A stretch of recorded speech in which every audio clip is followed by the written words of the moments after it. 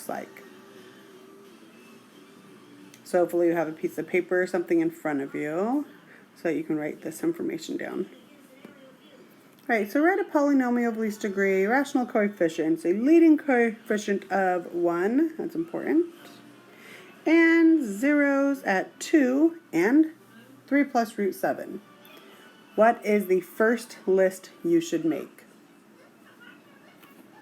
You should list your zeros.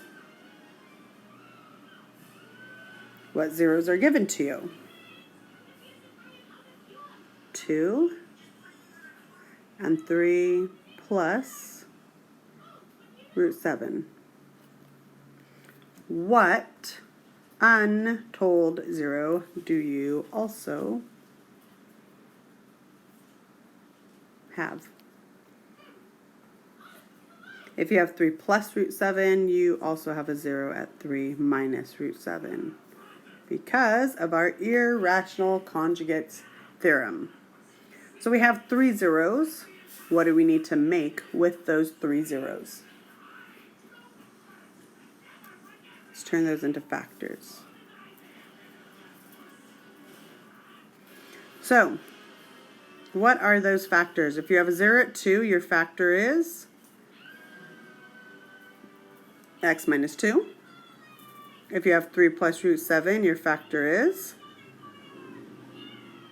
x minus 3 plus root 7. And if you have 3 minus root 7, you have a factor of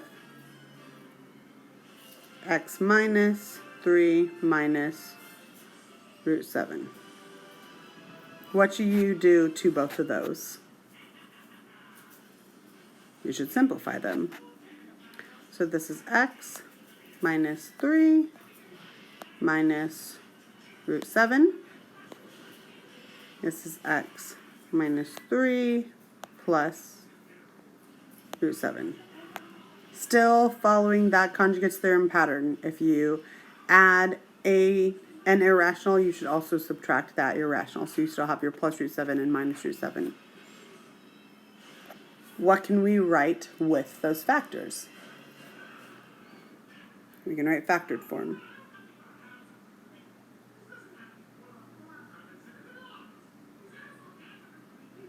When you write factored form, what do you do with those 3 factors? You write them down multiplying with each other. So x minus 2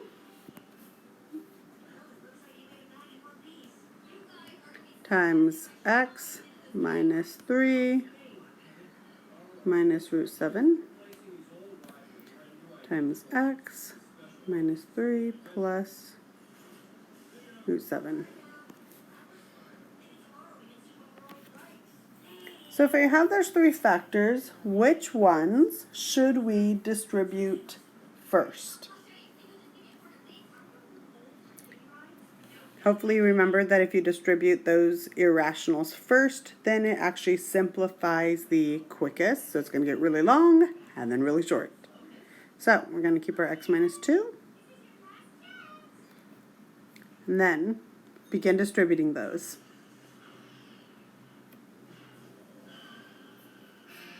All right, I'm going to go through the process, but I want you to try to do it first and then see if yours matches mine.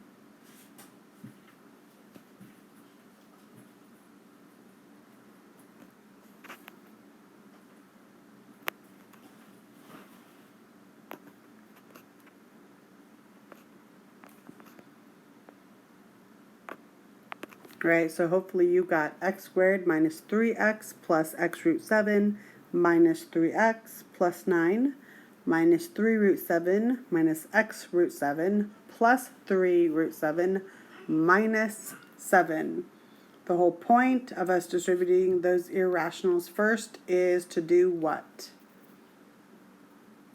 To rationalize it the fastest. So that means that any of these terms should follow that conjugates pattern. You should have an addition and a subtraction of the same term, which would zero out. Same thing, you have an addition and subtraction of that 3 root 7, and those zero out. So then we're going to combine like terms to simplify it. So simplify that down and see what you get.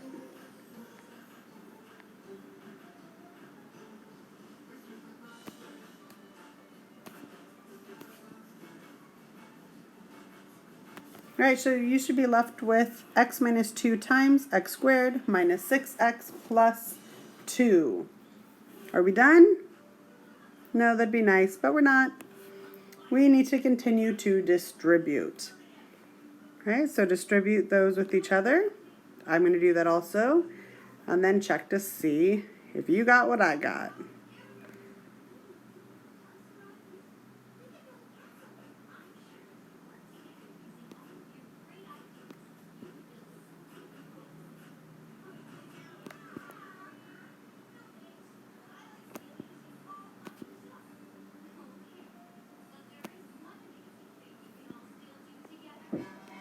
Alright, you should initially have x cubed minus 6x squared plus 2x minus 2x squared plus 12x minus 4. What do we need to do with that? Combine like terms. So we have some x squares, some x's that we can combine together. So x cubed minus 8x squared plus 14x minus 4. Leading coefficient of 1, double check that. Yep, there's only one x cubed there. 3 zeros means x cubed in the front. My exponent matches the number of zeros